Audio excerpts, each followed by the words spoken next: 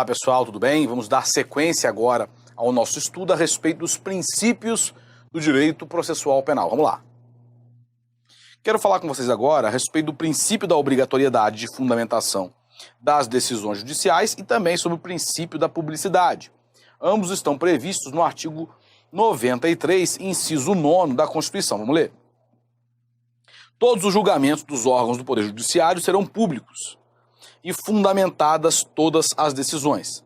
Então, temos aqui o primeiro princípio, que é a publicidade, e nós temos ainda a necessidade de fundamentação das decisões judiciais, sob pena de nulidade, podendo a lei limitar a presença em determinados atos às próprias partes e a seus advogados, ou somente a estes, em casos nos quais a preservação do direito à intimidade do interessado no sigilo não prejudique o interesse público à informação. Antes da gente falar do princípio da publicidade, quero falar rapidinho, primeiramente, a respeito do princípio da fundamentação, da obrigatoriedade de fundamentação das decisões judiciais. Uma decisão judicial, por ser a externalização do entendimento do Poder Judiciário a respeito de determinado fato, ela não pode ser uma decisão sem fundamento. O magistrado, na hora de decidir, ele deve externar por que ele está decidindo desta ou daquela maneira. Quais são as razões de fato e de direito que conduziram o magistrado àquela decisão. Isso é absolutamente necessário, não só por uma questão de transparência, para que todo mundo possa saber como pensa e como chegou àquela conclusão o magistrado, mas também por uma questão de privilegiar a ampla defesa. Como assim ampla defesa, professor? Ora, se uma pessoa não sabe por que houve aquela decisão contra ela, isso dificulta sobremaneira o recurso. Como é que eu vou recorrer? Em que eu vou basear o meu recurso se eu não sei por qual razão o juiz chegou a essa conclusão? Como é que o réu, por exemplo, vai apelar se a sentença é uma sentença condenatória desprovida de fundamentação? O juiz foi lá e simplesmente condenou. Não fundamentou ou fundamentou mal e porcamente, como se brinca, né? Não fez a fundamentação correta, não fundamentou, foi uma fundamentação banal, enfim. Não fundamentou devidamente aquela sentença condenatória. Isso dificulta muito o exercício do direito recursal do réu. Como é que ele vai recorrer direito? Ele não tem como fundamentar, como estruturar o seu recurso sem saber os motivos pelos quais o juiz o condenou. Então, até por uma questão de ampla defesa, é obrigatória a fundamentação e a fundamentação hábil daquela decisão. Uma fundamentação superficial, uma fundamentação genérica, não serve. Deve ser devidamente fundamentada aquela decisão. Uma coisa importante é o seguinte: no processo penal, admite-se, embora haja doutrina em sentido contrário, admite-se a chamada fundamentação referida. O que é a chamada fundamentação referida? A fundamentação referida ocorre quando um órgão do Poder Judiciário, ele se vale de uma outra decisão do Poder Judiciário para fundamentar esta decisão sua agora. Mais ou menos, imagine a seguinte situação. O Tribunal de Justiça está julgando uma apelação. E na hora de julgar aquela apelação, o relator, na hora de fazer o seu voto, ele coloca lá um monte de coisa, fundamenta parcialmente a decisão e coloca assim no final: no mais, reporto-me aos termos da sentença, aos fundamentos que o juiz de primeira instância colocou na sentença, pela sua brilhante exposição. Ele se remete àquela decisão, se remete àquele fundamento utilizado pelo juiz de primeira instância lá na sentença. Ele pode fazer isso, se referir à decisão do juiz de primeira instância e fazer com que aquela fundamentação da sentença de primeira instância passe a fazer parte da sua decisão agora no tribunal? É possível. A fundamentação referida, de acordo com o entendimento majoritário, ela é perfeitamente admissível no processo penal, embora nós tenhamos entendimento de outra parte da doutrina em sentido contrário, mas prevalece o entendimento de que é sim possível. E em relação ao princípio da publicidade, a primeira coisa que vocês têm que ter em mente é que essa publicidade se aplica ao processo, à etapa processual da persecução penal. Não se aplica à fase do inquérito policial, à fase de investigação. O inquérito policial ele é um procedimento sigiloso, lá vigora o sigilo externo para as pessoas do povo em geral. Ninguém, qualquer pessoa do público em geral, pode ter acesso aos autos do inquérito. No caso do processo, sim. O processo criminal, ele é público. Então, se você chegar e quiser ter acesso ao processo, você pode. Se o processo tramita por meio eletrônico, inclusive, você pode entrar no site da Justiça Estadual, Federal e ter acesso às decisões, às peças. Isso é perfeitamente possível, a menos que, obviamente, haja decretação de segredo de justiça. Mas, a princípio, existe a publicidade dos processos. O processo criminal também é assim. No processo criminal, nós temos a publicidade como regra. Só que essa publicidade, ela não é absoluta. É uma publicidade que pode ser relativizada. Veja, podendo a lei limitar a presença, ou seja, estamos falando aqui de restringir a publicidade. Em determinados atos, as próprias partes e a seus advogados, ou somente a estes. Veja, em alguns casos, o juiz está lá na audiência e pode falar, bom, neste caso aqui, mais ninguém vai acompanhar o ato processual, só as partes vão acompanhar, e só os seus procuradores. Só o réu, só o promotor, só o advogado, só esse pessoal que atua de fato no processo vai continuar na sala de audiências. As demais pessoas não terão acesso. Ele pode fazer isso? Em determinados casos, sim. Vou explicar daqui a pouco como é que funciona isso, tá? Mas ele pode fazer isso. Limitar a presença somente às partes e a seus procuradores e pode, inclusive, limitar a presença só aos procuradores das partes, ou seja, mesmo a própria parte pode ser excluída de um ato processual. Ele pode falar, ó, você não vai presenciar esse ato processual. Isso é perfeitamente possível. Imagine a seguinte hipótese. Imagine a hipótese de um crime de estupro. E a testemunha, a vítima, vai lá prestar suas declarações, as declarações do ofendido. A vítima chega lá, tá lá o réu, braço cruzado, com aquela cara de mal, na audiência. E a vítima, o juiz pergunta, você tá tranquila, você está segura para falar, está se sentindo bem, está confortável aqui na audiência? Aí a vítima fala, seu juiz, eu não estou confortável não. A presença do réu aqui me causa um constrangimento, me causa até medo, eu não estou satisfeita, não estou confortável em estar aqui nessa sala junto com o réu. O juiz fala, bom, então o réu, por favor, me dê licença aqui, vai ficar só o seu advogado. O juiz, portanto, pode, inclusive, tirar até a própria parte do ato, limitar a presença até a própria parte. Mas o procurador da parte, o seu patrono, o seu advogado, no caso do réu, tem que continuar. O juiz não pode falar para o membro do Ministério Público sair da audiência ou para o advogado do réu sair da audiência. Não pode, isso ele não pode fazer. Mas ele pode, por exemplo, tirar o réu da sala de audiências? Pode, é perfeitamente possível. Então lembre-se, essa publicidade não é absoluta, pode ser restringida em alguns casos. Quais são esses casos? Nos casos em que a preservação do direito à intimidade do interessado, no sigilo, não prejudique o interesse público à informação. Obviamente, essa parte final aqui do direito à intimidade, do direito à preservação da intimidade do interessado, esse direito à intimidade, à preservação da intimidade, não pode, obviamente, prejudicar o interesse público à informação. Seria a hipótese, por exemplo, de uma situação de direito de família, isso é muito comum, em que, obviamente, aquilo não tem interesse público nenhum. Existem casos em que a intimidade ela deve ser preservada, mas existe o interesse público envolvido e o juiz dá, mesmo assim, publicidade àquele ato processual, dado o interesse público. Não aplica-se tanto aqui no processo penal, tá bom?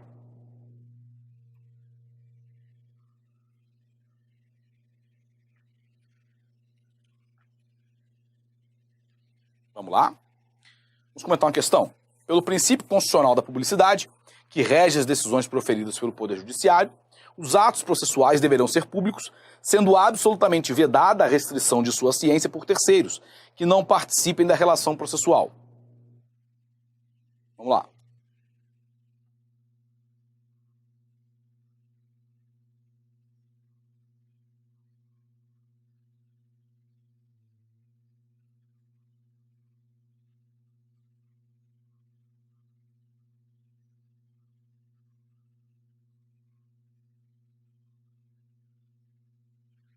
Meus caros, a afirmativa está errada, né?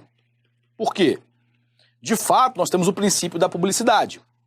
Os atos, em regra, deverão ser públicos. Mas quando diz que é absolutamente vedada a restrição da publicidade, está errado. Porque é possível, sim, que o juiz restrinja a publicidade, deixando o ato público apenas para as partes e para os seus procuradores. Ou, em último caso, dar publicidade apenas aos procuradores, pode tirar até mesmo a parte da presença do ato, por exemplo, enfim, tá? Em casos muito excepcionais. Então, quando ela diz que absolutamente vedada essa restrição, ela está errada. Vamos lá. Quero falar agora com vocês a respeito do princípio da paridade de armas, ou princípio da isonomia processual, também chamado de princípio da par condicio. O que é isso? Esse princípio da paridade de armas, ou da isonomia processual, ou princípio da par condicio? É o princípio que diz que deve ser concedida igualdade de condições às partes. Esse princípio, portanto, bebe no princípio da isonomia, princípio da igualdade, genericamente considerado, lá do artigo 5º da nossa Constituição Federal. Como todos são iguais perante a lei, todos também têm que ser iguais dentro do processo. Às partes deve ser concedida igualdade de condições no processo. Obviamente que essa igualdade deve ser uma igualdade material. Então, em alguns casos, nós teremos uma pequena diferença de condições concedidas às partes para equilibrar uma relação que está desequilibrada. Por exemplo, a Defensoria Pública ela tem prazo em dobro nas suas manifestações processuais. Por exemplo, para recorrer, ela tem o prazo em dobro, que é a prerrogativa do prazo em dobro. E por que a Defensoria tem prazo em dobro e o Ministério Público, por exemplo, não vai ter, ou os advogados particulares não vão ter, enfim? Porque a Defensoria Pública, ela é uma instituição ainda embrionária, apesar de já ter defensoria em todos os estados, enfim. Ela é ainda embrionária, uma estrutura ainda mais deficitária em relação ao MP, por exemplo, ao Judiciário, enfim. E a Defensoria Pública, ela não pode escolher se vai atuar ou não, né? Se chegar 10 mil assistidos, chegarem 10 mil assistidos na Defensoria e falarem, ó, nós temos aqui processos criminais contra nós. O defensor tem que atuar, a Defensoria Pública tem que atuar, não pode dizer, vou atuar nesse, não vou atuar naquele. Ela não tem como rejeitar, falar, não, eu não vou atuar nesse teu processo não, meu filho. Apesar de você ser pobre, ser hipossuficiente, preencher os requisitos, eu não vou atuar não, porque eu tô cheio de trabalho. Não pode. Chegou, tem que atuar. Um escritório, por exemplo, de advocacia, pode se recusar, falar, olha, não vou atuar nesse caso, porque eu estou soberbado, já tenho casos suficientes, não tenho advogados num número muito grande para continuar pegando mais casos. Estamos muito assoberbados, não vamos atuar. Então, como um escritório particular, por exemplo, pode recusar, pode moldar em quantos casos vai atuar para continuar tendo serviço de qualidade e a Defensoria não, concede-se uma, abre aspas, benese, uma prerrogativa à Defensoria Pública da União para que ela, a Defensoria Pública em geral, né, eu falo DPU porque eu sou defensor público da União, acaba às vezes indo no automático, né?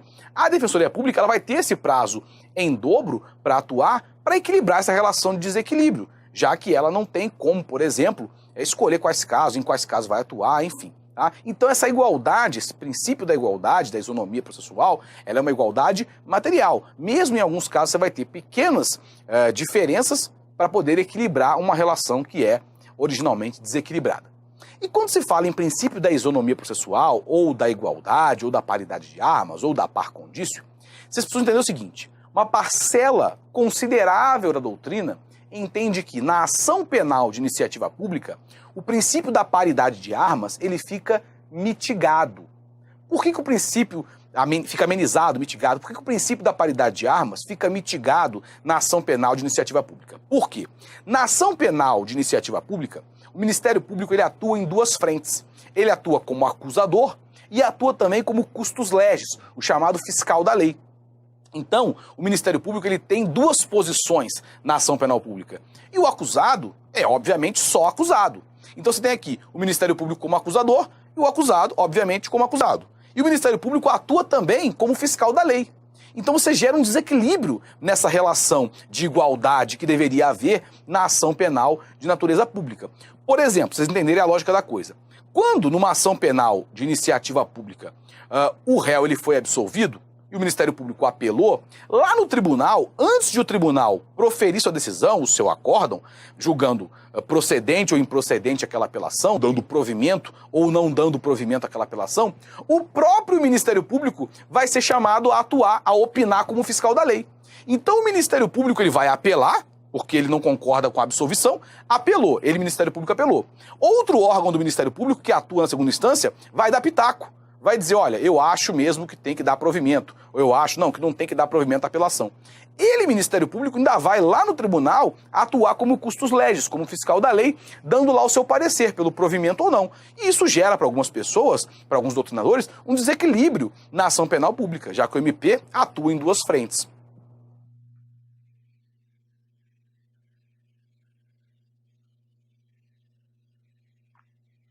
Temos ainda o princípio do duplo grau de jurisdição, que basicamente vai dizer o seguinte: deve haver um direito à revisão de decisão judicial por outro órgão do Poder Judiciário. Esse seria o princípio do duplo grau de jurisdição. As decisões judiciais deveriam estar sujeitas a uma revisão por outro órgão do Poder Judiciário, hierarquicamente superior, naturalmente. Esse é o princípio do duplo grau de jurisdição. O princípio do duplo grau de jurisdição tem fundamento em duas circunstâncias, basicamente. Primeiro, no inconformismo natural do ser humano, no inconformismo natural daquele que se sente prejudicado por uma decisão e, não se conformando, deseja a modificação daquela decisão. E também na falibilidade humana. Já que uma decisão judicial é uma decisão importante para a vida das pessoas, não poderia ser uma decisão que não está sujeita a uma revisão. Deveria, portanto, estar sim sujeita a uma revisão caso a parte prejudicada tenha interesse nisso. Nisso se fundamenta o princípio do duplo grau de jurisdição. O duplo grau de jurisdição, ele tem previsão constitucional expressa? Está previsto na Constituição Federal expressamente? Não está. Tá? Não está previsto. Não tem previsão constitucional expressa. Alguns doutrinadores dizem que o princípio do duplo grau de jurisdição, ele pode ser extraído de forma indireta, tá? Indireta, de algumas normas constitucionais, que estabelecem regras de competência recursal. Então, quando a Constituição estabelece várias normas de competência, e competência recursal, inclusive, para apreciar recursos contra decisões de outros órgãos do judiciário, ela estaria estabelecendo, ainda que de forma implícita, o princípio do duplo grau de jurisdição. Mas, esse é o entendimento de alguns doutrinadores. O que prevalece é o duplo grau de jurisdição não tem previsão expressa na Constituição Federal, apesar de, obviamente, a grande maioria das decisões no nosso ordenamento jurídico está sujeita a uma revisão. Então, se tem uma sentença de primeira instância, você pode apelar. Tem uma decisão lá do juiz de primeira instância, você pode recorrer, pode ser um recurso antidistrito, pode ser uma apelação, enfim, a depender das circunstâncias, né?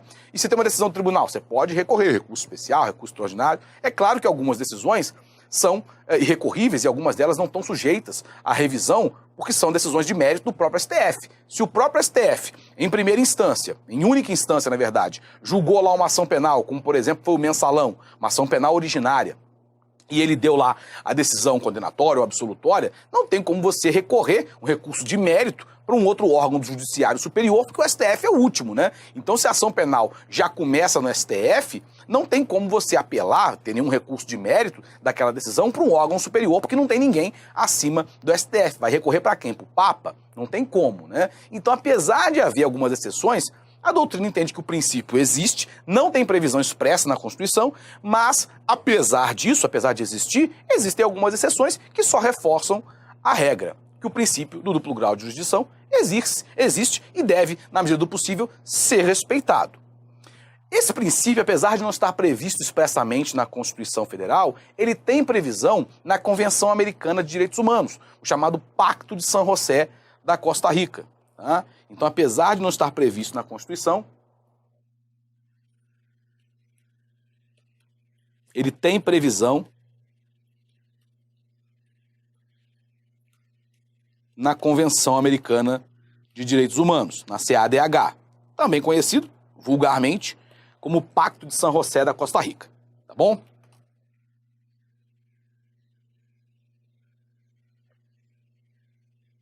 Vamos lá.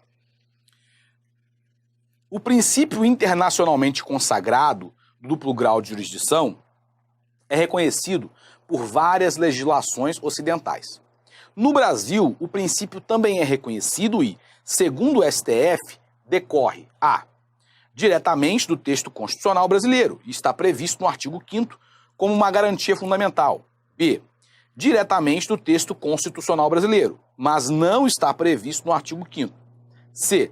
Do Pacto de Direitos Civis e Políticos e tem previsão na Constituição Federal. D. Do Pacto de San José da Costa Rica e não tem previsão constitucional. Letra E. Diretamente dos pactos internacionais de direitos humanos e tem previsão expressa na Constituição Federal. Vamos lá.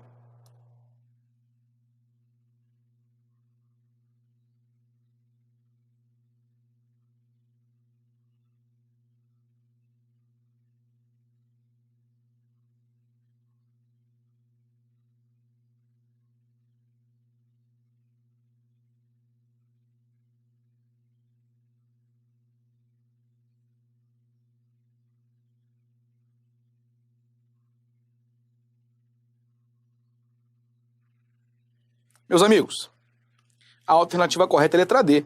Como eu falei com vocês, esse princípio tem previsão na Convenção Americana de Direitos Humanos, o Pacto de San José da Costa Rica, mas não tem previsão constitucional, não tem previsão expressa na Constituição, de acordo com o entendimento majoritário. Então, a alternativa correta é a letra D. As demais estão erradas. Temos ainda o princípio do juiz natural, também chamado de princípio do juízo natural, né? Está previsto no artigo 5º, inciso 53 da Constituição. Vamos ler? Ninguém será processado nem sentenciado, senão pela autoridade competente. Este princípio, ele tem basicamente duas vertentes, né? Quando a gente fala em princípio do juízo ou do juiz natural. Quais são as vertentes desse princípio do juiz natural? Bom, a primeira vertente desse princípio do juiz natural é uma vertente que vem lá do direito anglo-saxão, que é a impossibilidade de nós termos tribunais de exceção. Tá? A vedação aos tribunais de exceção. O que são tribunais de exceção? São tribunais especificamente criados após o fato para julgar esses fatos criminosos. Por isso são chamados de tribunais de exceção. Imagine a seguinte hipótese. Imaginem que, durante as Olimpíadas no Rio de Janeiro, nós tenhamos aí alguns crimes bárbaros, né? Um grupo de pessoas invade, por exemplo, a Vila Olímpica e mata 50 atletas, né? Digamos. O nosso país, o nosso Estado brasileiro, entende que são crimes muito graves e que merecem uma resposta muito dura. Então eles criam um tribunal específico para julgar esses 50 homicídios praticados na Vila Olímpica. Esse tribunal é formado, exemplificativamente, por 5 desembargadores estaduais, 5 ministros do STJ e é presidido pelo presidente do STF. É um tribunal criado para julgar esses 50 homicídios. É um tribunal de exceção, né? Não pode ser criado para julgar um fato específico após a prática desse fato. Isso violaria o princípio do juiz natural. É a primeira dimensão desse princípio do juiz natural, que vem lá do direito anglo-saxão. E o direito norte-americano, posteriormente, ele vai nos dar uma outra dimensão desse princípio do juiz natural. Ele vai aprimorar esse princípio, dizendo o seguinte: além da vedação aos tribunais de exceção, nós temos ainda a necessidade de fixação prévia das regras de competência.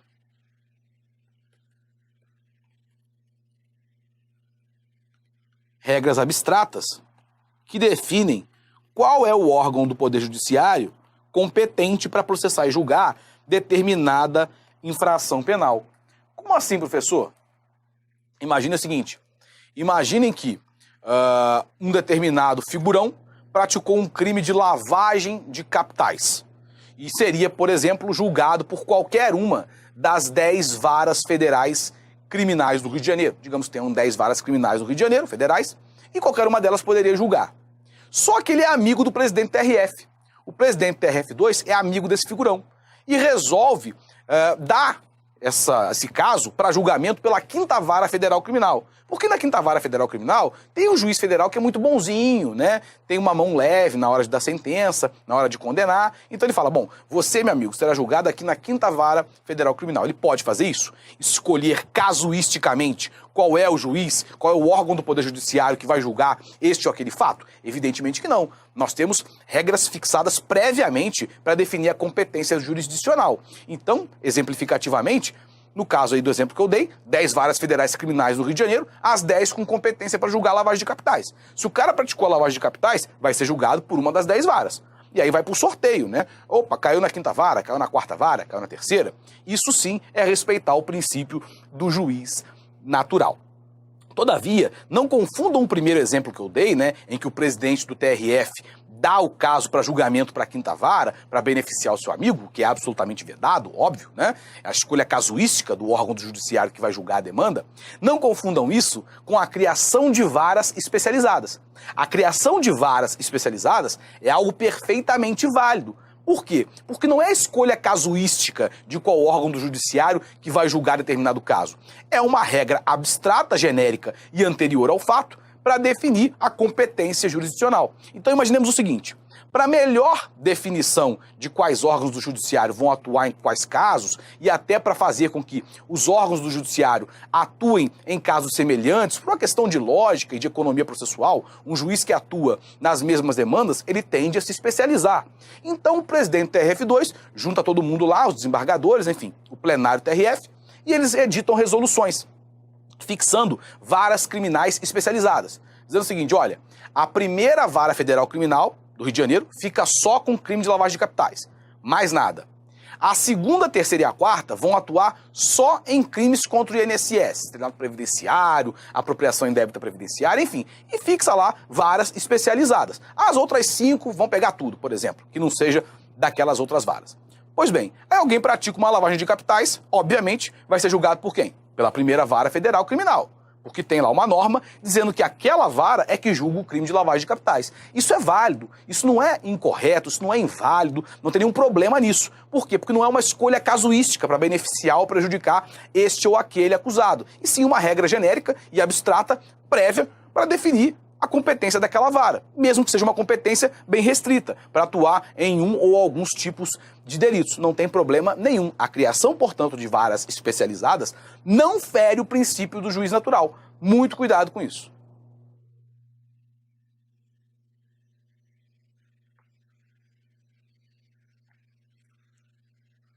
Desculpa, só voltar um pouquinho, rapidinho, porque boa parte da doutrina trabalha também com a ideia de princípio do promotor natural, tá? O que seria o princípio do promotor natural? Da mesma forma que não se pode escolher o juiz que vai julgar a demanda, casuisticamente, você não pode escolher qual é o órgão do Poder Judiciário que vai julgar esta ou aquela demanda, essa definição da competência deve se dar por regras prévias e abstratas de definição da competência, a mesma coisa deve se dar em relação ao órgão do Ministério Público que vai processar o infrator, que vai atuar naquele caso.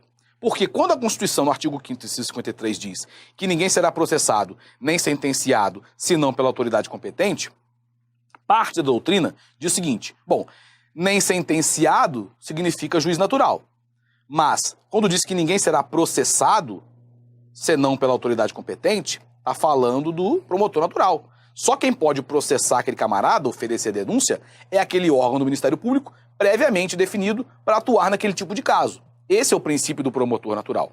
Esse princípio não é aceito de forma unânime pela doutrina.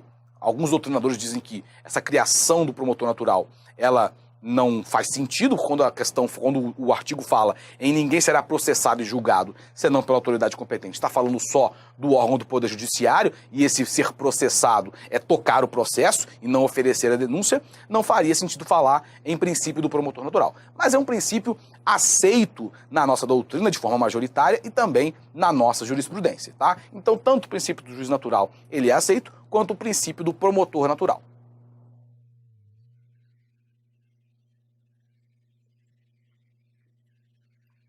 A Constituição Federal não admite juiz ou tribunal de exceção, razão porque a atual estrutura do Poder Judiciário não prevê justiças especializadas em determinada matéria. Certo ou errado?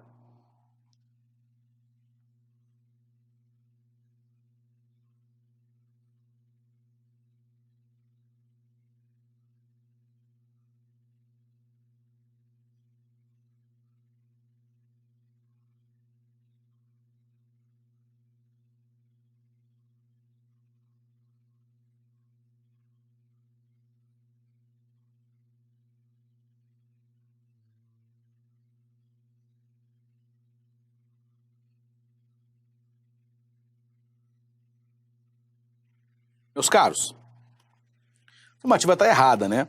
Como eu disse para vocês, a existência de varas especializadas, ou até mesmo justiças especializadas, como a justiça eleitoral, a justiça militar, nada disso viola o princípio do juiz natural. Como vocês sabem, nós temos justiças especializadas. Justiça militar, justiça eleitoral, não tem problema nenhum. Isso não viola, o princípio do juiz natural. Temos ainda o princípio da vedação às provas ilícitas, um outro princípio também com base constitucional. Vamos lá. São inadmissíveis no processo as provas obtidas por meios ilícitos. Meus caros, não vou aqui aprofundar o estudo das provas ilícitas, porque, obviamente, aqui a gente está tratando só, grosso modo, dos princípios do processo penal. Na parte de provas, na aula que a gente estuda provas, é que a gente aprofunda essa parte de provas ilícitas, provas ilegais, provas ilegítimas, enfim. Pois bem,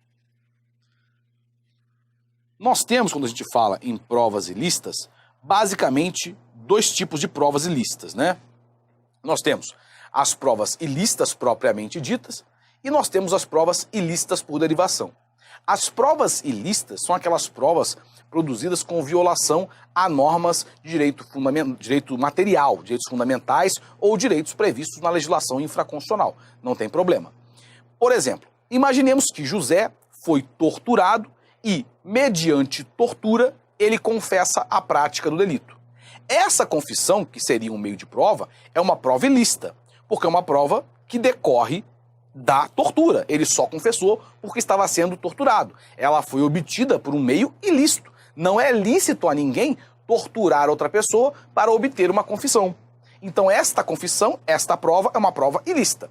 Mas ela poderia ser ainda uma prova ilícita por derivação, a chamada teoria dos frutos da árvore envenenada. A prova em si não é ilícita, mas ela decorre de uma outra prova que é ilícita. Eu só não estou entendendo muito bem. Imagine a seguinte situação. Imagine que uma testemunha, ela foi torturada. E torturada, perguntaram para ela, você sabe quem matou? Você sabe quem praticou o fato? Ela, não sei. E foi torturada, mais tortura. E chegou uma hora que ela abriu o bico. Ela falou, olha, eu não sei não, mas eu sei de uma pessoa que pode saber. Eu sei que a Mariazinha, ela estava no dia, no local do crime. Então talvez ela saiba. E aí vão lá e vão ouvir a Mariazinha. A Mariazinha é devidamente intimada, comparece e presta o seu depoimento. E a Mariazinha diz, não, de fato, eu vi que foi fulano que praticou o fato criminoso, parará, presta validamente o seu depoimento. Eu pergunto, o depoimento da Mariazinha, ele é um depoimento ilícito por si próprio? Não. Não é um depoimento ilícito por si próprio. É um depoimento lícito. Só que esse depoimento só foi possível por quê? Porque se chegou a Mariazinha através daquela tortura. Torturaram aquela outra pessoa e, através da tortura, obtiveram o nome da Mariazinha. Então, uma prova ilícita por derivação. A ilicitude naquela indicação, né, por conta da tortura, essa ilicitude vai contaminar o depoimento da Mariazinha. Vai contaminar, portanto, essa prova que seria ilícita. É a chamada teoria dos frutos da árvore envenenada. Se a árvore está envenenada, vai, obviamente, contaminar o fruto dessa árvore. E o depoimento da Mariazinha, embora seja lícito, ela foi validamente intimada, compareceu, prestou depoimento, tudo certinho, assinou, é lícito, mas é um depoimento que decorre daquela tortura. Então nós temos aí a ilicitude por derivação, perfeito?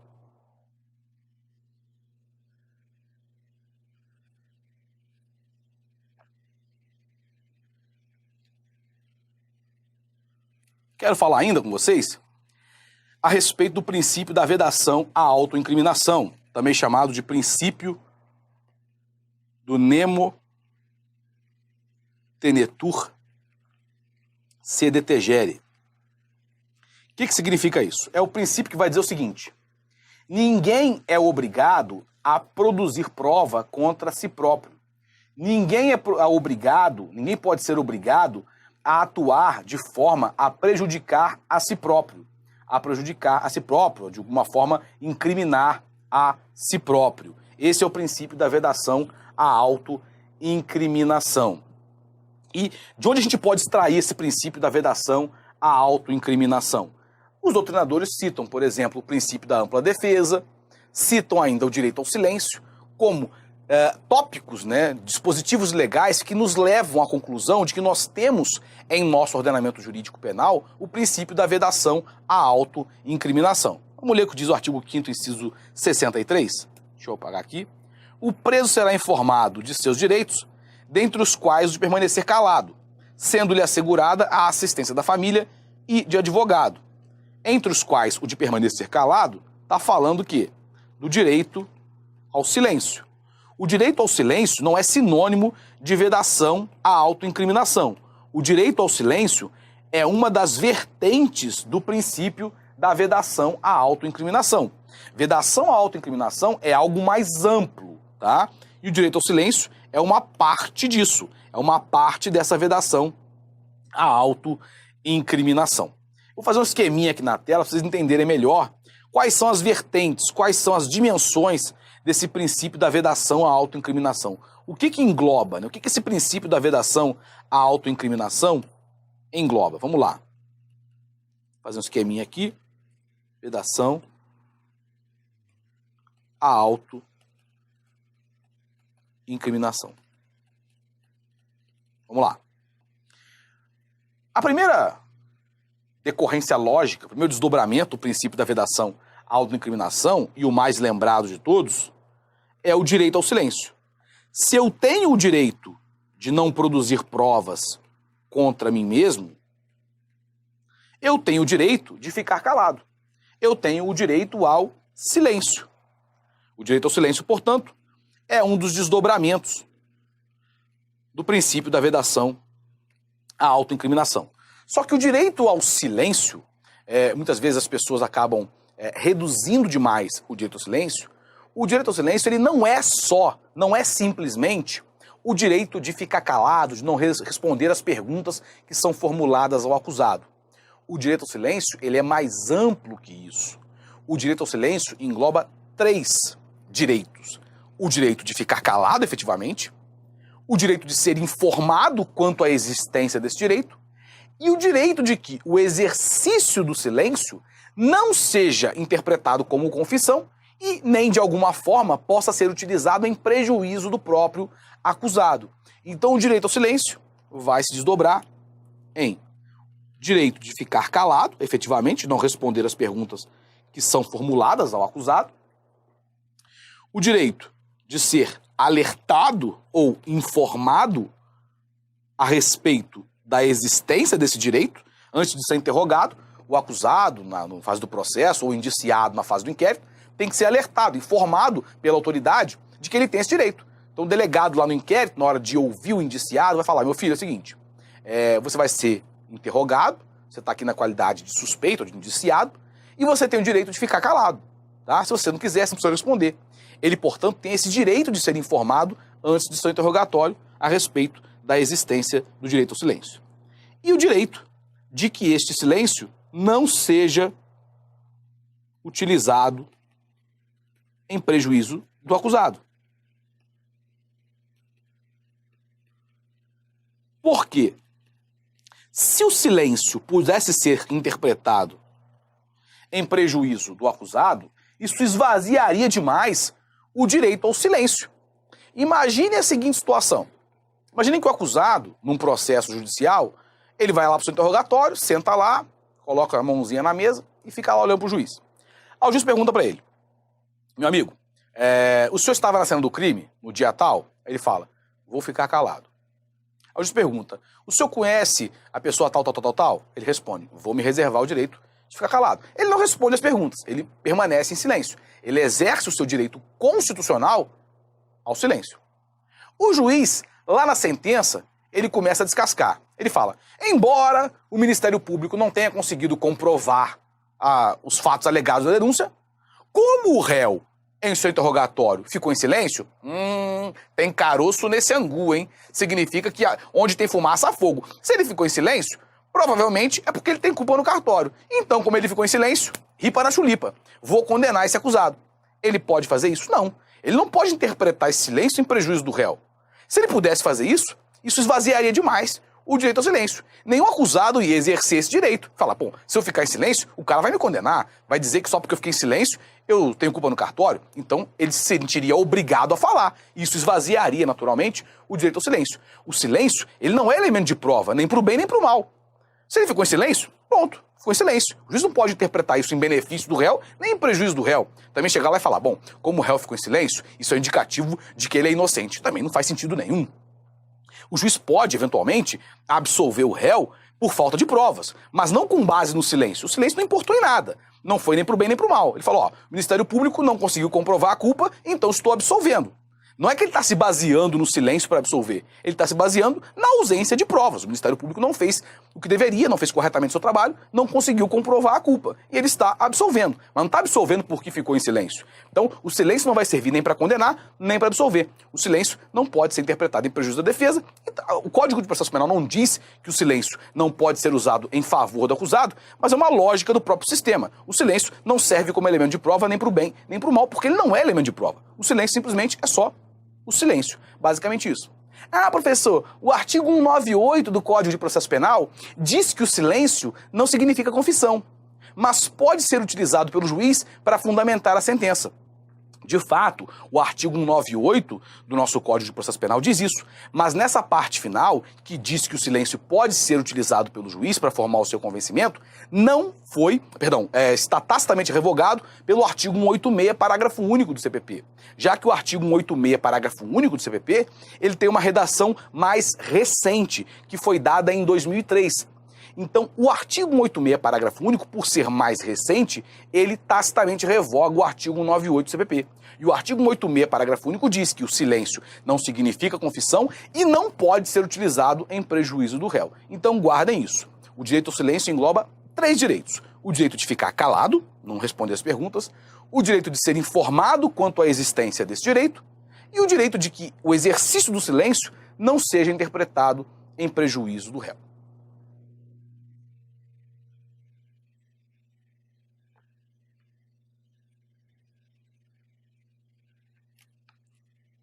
Desculpem.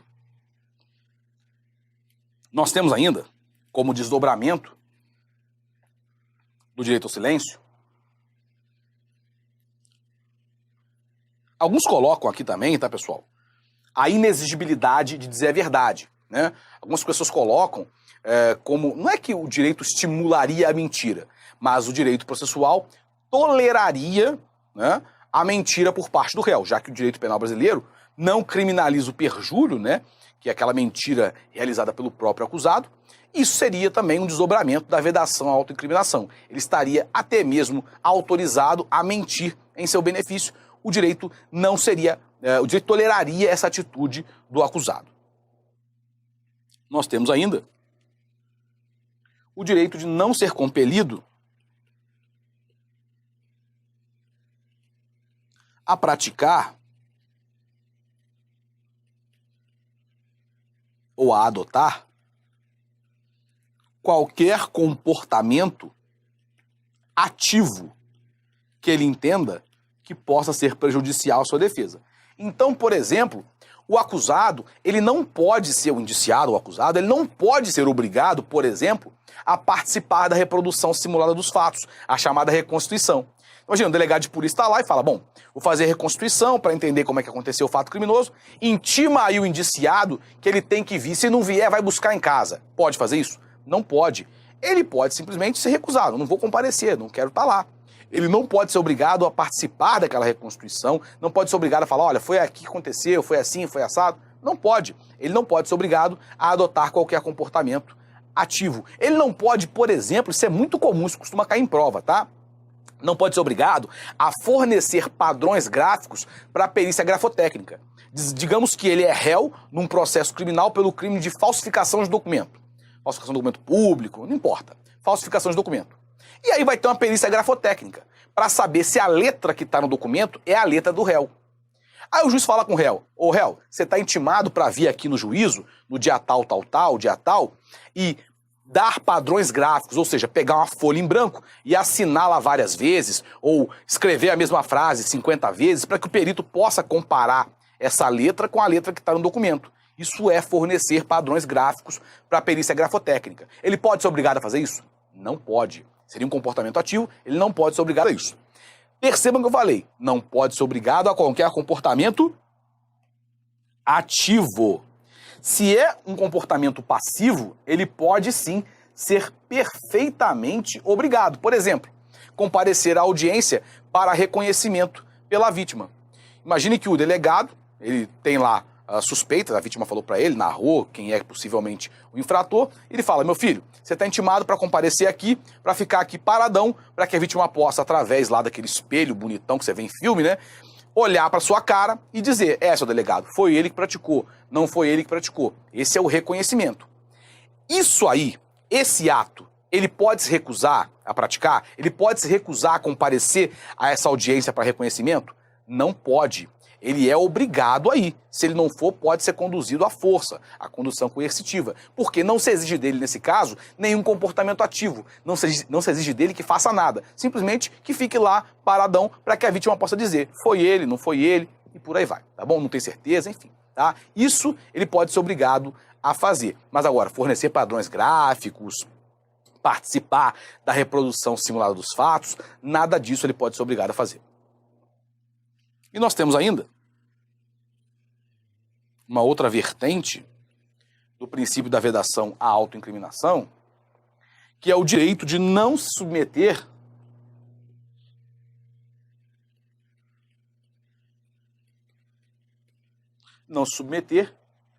a nenhum procedimento probatório invasivo. Por exemplo, exame de sangue, né? Por exemplo, exame, colonoscopia, enfim, exame de toque, qualquer coisa. Qualquer que seja esse procedimento invasivo. Então, se é necessário, vamos produzir aqui uma prova para saber se o cabelo encontrado é o DNA dele, qualquer coisa, enfim. Para saber se aquele sangue que está ali na cena do crime pertence ao acusado e precisamos, portanto, de um exame de sangue, enfim. Ele pode ser submetido a esse exame de sangue, a esse exame de DNA, não pode ser obrigado a tanto. Ele não pode ser obrigado a tirar sangue, não pode ser obrigado a participar de qualquer procedimento cirúrgico, qualquer procedimento invasivo. Ele não pode ser submetido forçadamente, ser compelido a este procedimento invasivo. É um outro desdobramento do princípio da vedação à autoincriminação.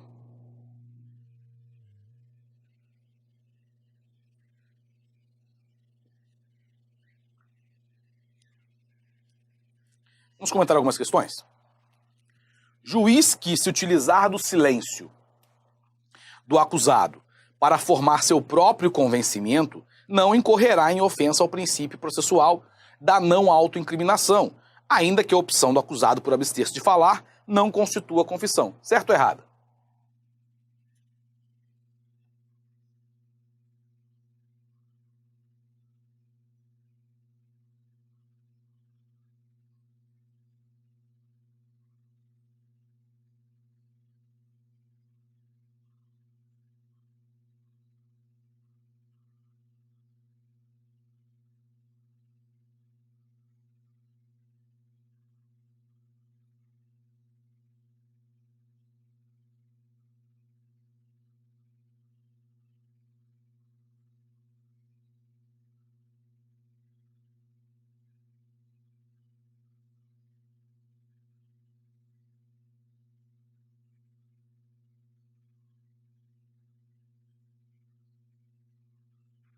Caros, a afirmativa está errada. Por que que ela está errada? Como eu falei com vocês, de fato, o silêncio do acusado não constitui confissão. Só que, além disso, o silêncio do acusado não pode ser interpretado em prejuízo da defesa.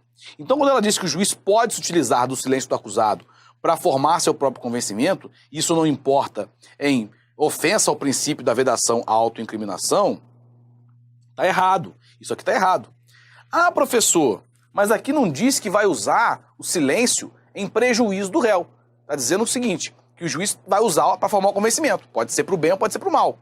Meus amigos, como eu disse para vocês, apesar de constar no nosso Código de Processo Penal que o silêncio não vai ser interpretado em prejuízo da defesa, a questão é que o silêncio ele não é elemento de prova.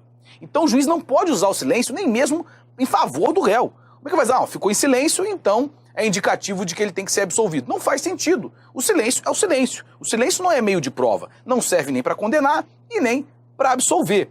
Ademais, quando a questão fala genericamente que ele pode usar esse silêncio para formar o convencimento, ela está dando a entender que ele poderia usar para o bem e para o mal. E para o mal, evidentemente, tem previsão expressa dizendo que não pode. Então está errada. O CESP inicialmente fez uma besteirinha aí, né? Deu como certa essa questão. O gabarito provisório foi certo. Só que depois da gritaria, né, geral, obviamente, o CESP teve que dar o braço a torcer e alterou esse gabarito para errado no gabarito definitivo, tá bom? Então a afirmativa está errada. Nós temos ainda o princípio do non bis in idem, ou princípio do ne bis in idem, que é o princípio que diz que ninguém pode ser punido duplamente pelo mesmo fato. E também vai dizer que ninguém pode ser sequer processado duas vezes pelo mesmo fato, desculpem. E tem uma terceira dimensão que vai dizer que não se pode utilizar o mesmo fato, condição ou circunstância duas vezes. Vou explicar para vocês no próximo slide um esqueminha que eu trouxe. Vamos lá? Vamos lá. Primeira vertente do princípio do non bis in idem, do princípio do ne bis in idem. Ninguém pode ser duplamente punido pelo mesmo fato. Como assim, professor? Imagine o seguinte. Imaginem que o José, ele foi processado e julgado na Justiça Estadual por um crime da competência da Justiça Federal. Foi processado e julgado, ok? Era uma competência, era um juiz incompetente, porque o certo era a Justiça Federal, mas foi processado e julgado na Justiça Estadual. Ele foi condenado a uma pena de 4 anos de reclusão, cumpriu sua pena, ok? E depois descobriu-se de fato que era competência da Justiça Federal e resolveram processar o José novamente e aplicar a ele uma nova pena. Ele pode ser punido novamente? Claro que não. Ele já foi punido por este crime. Não pode ser punido de novo. Mesmo que a sentença anterior tenha sido proferida por um juiz da Justiça Estadual, sendo que ele deveria ter sido julgado na Justiça Estadual. Não tem problema. Ele não pode ser punido novamente. Ele já foi devidamente punido. É o princípio do ne bis in idem. Por exemplo, nós temos ainda uma outra vertente que vai dizer o seguinte: ninguém pode ser sequer duas vezes processado pelo mesmo fato. Então imaginem a seguinte situação. Imaginem que o José, ele praticou um determinado crime e foi validamente processado e julgado. O juiz, na sua sentença, absolveu o José por falta de provas. Disse, olha, não está provado aqui o fato, tudo certinho, então, como eu não tenho certeza, vou absolver o José. Absolveu, aquela sentença absolutória transitou em julgado. Se tornou definitiva. Houve ali a coisa julgada. 2 anos depois, o Ministério Público angariou novas provas e resolveu processar de novo o José. Veja, o José não foi punido por aquele crime. Ele foi absolvido. Aí o Ministério Público fala, vou processar de novo, já que agora eu tenho novas provas. Ele pode fazer isso? Não pode, porque ninguém pode ser processado 2 vezes pelo mesmo fato. Se o José já foi validamente absolvido no processo anterior, já houve coisa julgada material. Ele não pode ser processado de novo por este mesmo fato. Não existe também revisão criminal em favor da sociedade, revisão criminal pró-societate. Se o José tivesse sido condenado e posteriormente obtivesse novas provas capazes de levar à sua absolvição, ele podia pedir uma revisão criminal para tentar obter a sua absolvição. Mas o contrário não existe. Não existe revisão criminal pró-societate, revisão criminal em favor da sociedade. E nós temos ainda a terceira dimensão, que é não se pode utilizar o mesmo fato, condição ou circunstância 2 vezes. Como assim, professor? Não estou entendendo. Imagine a seguinte situação. Imaginem que um juiz está aplicando uma pena ao José, o José é o acusado, foi processado e foi condenado. O juiz está aplicando lá a sentença, proferiu a sentença condenatória, está aplicando a pena. Aí na hora de aplicar a pena base pelo crime de furto, ele coloca lá, 1 ano, né, que é a pena mínima, ele fala, vamos ver aqui as circunstâncias judiciais do artigo 59. Aí tem lá os motivos determinantes do crime, os antecedentes, tem várias circunstâncias judiciais, a culpabilidade. Uma dessas circunstâncias judiciais do artigo 59 do nosso Código Penal são as consequências do delito. Então o juiz olha e fala, já sei o que eu vou fazer. Eu vou aumentar essa pena base aqui, não vou deixar ela no mínimo legal não. Eu vou botar em 2 anos. Vou colocar um ano a mais. O mínimo seria 1. Eu vou colocar um ano a mais porque as consequências desse crime de furto foram consequências graves. Afinal de contas, esse furto gerou um prejuízo, uma lesão ao patrimônio da vítima. Não pode. Vou aumentar essa pena aqui em mais um ano. Ele pode fazer isso? Não pode. Por quê? Porque em todo e qualquer crime de furto existe uma lesão ao patrimônio da vítima. Todo crime de furto consumado gera uma lesão ao patrimônio da vítima. Então essa já é uma consequência inerente ao próprio crime, uma consequência que já foi levada em consideração pelo legislador na hora que ele estabeleceu a pena mínima e a pena máxima. Então se o juiz leva de novo esse fato em consideração para aumentar a pena base, ele está levando esse fato em consideração 2 vezes, porque já foi levado em consideração pelo legislador e o juiz está levando em consideração de novo agora na hora de aplicar a pena. Isso viola o princípio do ne bis in idem. Seria a mesma coisa, grosso modo, que um juiz, na hora de aplicar a pena por um crime de homicídio doloso, ele fala o seguinte: olha, eu vou aumentar essa pena base aqui, não vou deixar no mínimo legal não, porque as consequências do delito foram muito graves. Afinal de contas, a vítima morreu. Então, se gerou a morte da vítima, é uma consequência muito grave, vou aumentar a pena. Não faz sentido nenhum. Em todo crime de homicídio doloso consumado, a vítima morre. É uma consequência inerente ao próprio delito, uma consequência natural deste crime. Então o juiz não pode levar esse mesmo fato em consideração agora como circunstância judicial desfavorável, porque já foi considerado pelo legislador na hora de estabelecer a pena mínima e a pena máxima para aquele delito. Muito cuidado com isso, meus amigos, tá bom?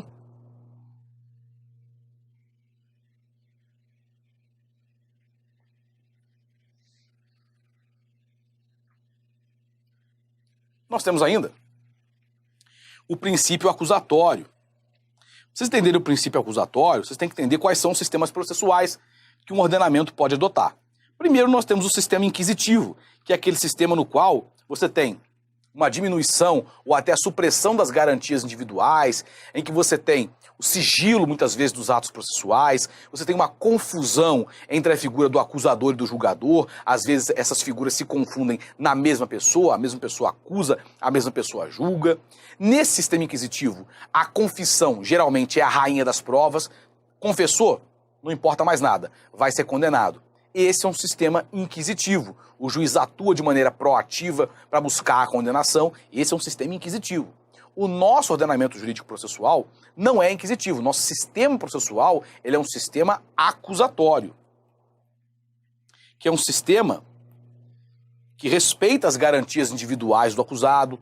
É um sistema no qual nós buscamos a imparcialidade do juiz, a imparcialidade do magistrado, e essa imparcialidade é materializada, por exemplo, quando a gente separa as figuras do acusador e do julgador. Um vai acusar, o outro vai julgar. Existe aqui a publicidade dos atos processuais, ninguém tem nada a esconder aqui. Nós temos todas essas ferramentas, esses mecanismos para considerar esse sistema processual como um sistema acusatório e não como um sistema inquisitivo. Aqui, o juiz tem liberdade para apreciar a prova que foi produzida no processo criminal. Ele tem o chamado sistema do livre convencimento baseado em provas, ou persuasão racional. A confissão, o sistema acusatório, não é a rainha das provas. A confissão é só mais uma prova. O acusado pode confessar, mas o juiz pode não levar essa confissão em consideração. Entender que é uma confissão feita para beneficiar alguém, né, para livrar a cara de alguém, foi uma confissão realizada em condições psicológicas de tortura, por exemplo, e pode desconsiderar. Então aqui nós temos um sistema acusatório e não um sistema inquisitivo. Só que uma parte da nossa doutrina entende que, na verdade, nós adotamos um sistema predominantemente acusatório, porque nós teríamos aí tópicos de inquisitorialidade no nosso sistema. Por exemplo, quando o juiz ele poderia determinar a produção de provas. Isso seria uma atitude proativa do juiz e, portanto, não seria uma atitude que se coadunaria com o sistema acusatório. Seria um sistema acusatório salpicado com questões, com tópicos inquisitivos. Por isso, um sistema predominantemente acusatório. Outros doutrinadores vão além, dizendo que nós temos aí várias questões inquisitivas no nosso processo penal e que, portanto, seria um sistema misto, ao invés de acusatório. Tá? Inclusive, nós teríamos uma fase da persecução penal que é praticamente toda inquisitiva, que é o inquérito policial. Né? Você tem sigilo, você não tem contraditório e ampla defesa, é a fase do inquérito. Então, se no inquérito ele é inquisitivo e no processo nós temos, né, o sistema acusatório, teríamos na persecução penal um sistema misto. Mas não é isso que prevalece. O que prevalece é que é um sistema predominantemente acusatório. Isso que prevalece na nossa doutrina. Adotamos, portanto, um sistema acusatório ou, se preferirem, um sistema predominantemente acusatório. Vamos lá. O direito ao silêncio, ou a garantia contra a autoincriminação, derrubou um dos pilares do processo penal tradicional, o dogma da verdade real, permitindo que o acusado permaneça em silêncio durante a investigação ou em juízo, bem como impedindo de forma absoluta que ele seja compelido a produzir ou contribuir com a formação da prova ou identificação pessoal contrária ao seu interesse, revogando as previsões legais nesse sentido. Prestem atenção nessa questão, vamos lá.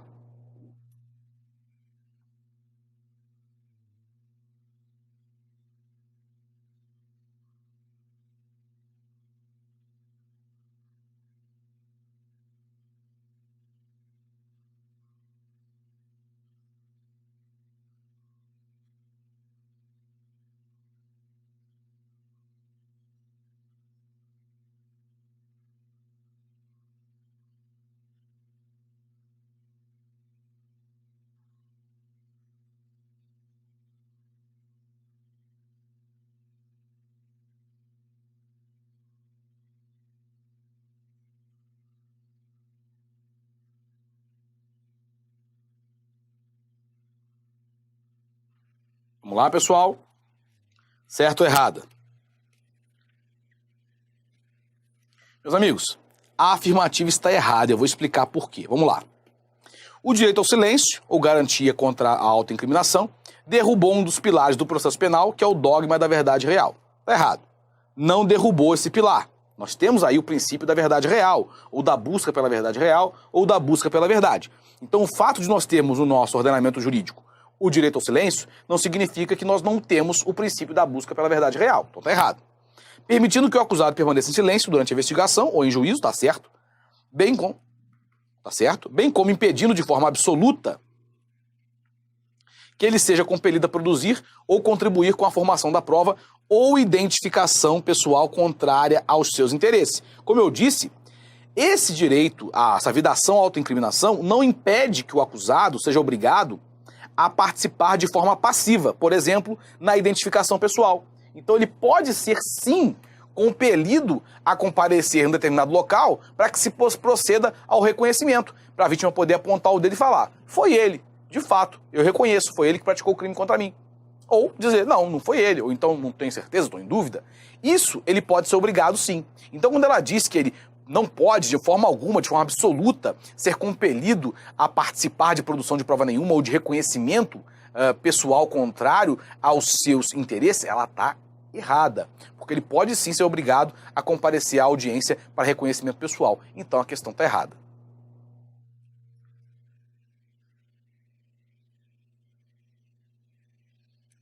No sistema inquisitivo, a confissão é considerada a rainha das provas.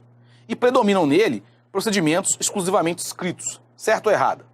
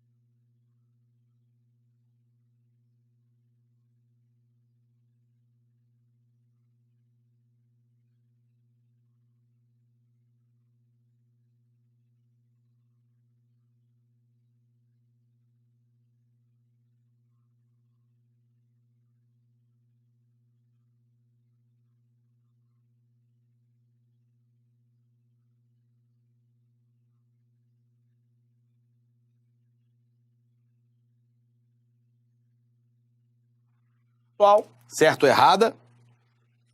Meus caros, a afirmativa está correta. Como eu disse para vocês, no sistema inquisitivo, não no acusatório, a confissão ela é a rainha das provas, ou seja, confessou, já era. Não interessa o restante do arcabouço probatório. Já confessou, já era, vai ser condenado. E de fato predominam procedimentos exclusivamente escritos, por quê? Para garantir o sigilo desses procedimentos. Não há, como regra geral, no sistema inquisitivo, debates orais, e sim procedimentos escritos e sigilosos no sistema inquisitivo. Portanto, a afirmativa está correta. O direito ao silêncio consiste na garantia de um indiciado permanecer calado e de tal conduta não ser considerada confissão, cabendo ao delegado informá-lo desse direito durante a sua oitiva no inquérito policial. Certo ou errado?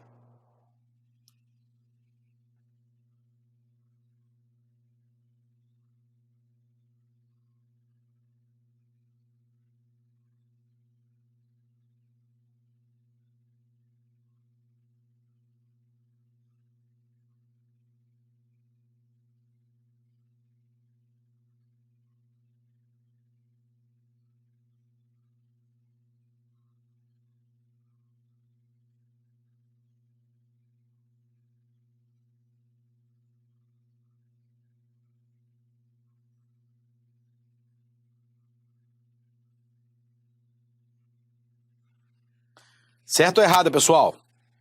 Vamos lá.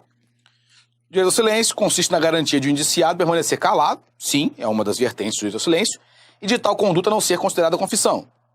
Ok, nem ser interpretada em seu prejuízo, mas tá certo, ok. E a terceira vertente do direito ao silêncio é o direito de ser informado quanto à existência desse direito. Então tá certo também, cabendo ao delegado informar o indiciado desse direito durante a sua oitiva no inquérito policial. Tá perfeita a questão. A afirmativa está correta. Ela trabalha as três vertentes do direito ao silêncio, conforme a gente acabou de ver. Tá? Em processo penal, ninguém pode ser forçado a produzir prova contra si mesmo. Por outro lado, a recusa em fazê-lo pode acarretar presunção de culpabilidade pelo crime. Certo ou errado, pessoal?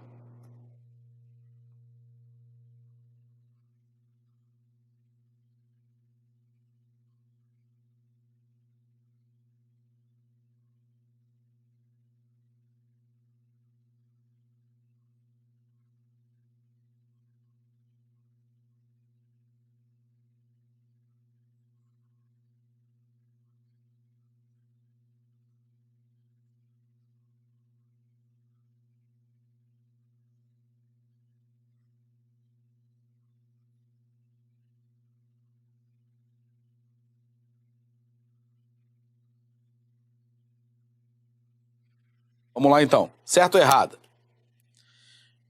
Em processo penal, ninguém pode ser obrigado a produzir prova contra si mesmo. Certo. Princípio da vedação à autoincriminação. Por outro lado, a recusa em fazê-lo pode acarretar a presunção de culpabilidade pelo crime. Está errado. Né? O exercício dessa vedação à autoincriminação geralmente acontece com direito ao silêncio, mas pode ser com qualquer outra vertente, né? Se recusar, por exemplo, a fazer o teste do bafômetro, enfim. Isso não pode ser interpretado, ser considerado em prejuízo daquele que exerce o direito. Então a afirmativa está errada.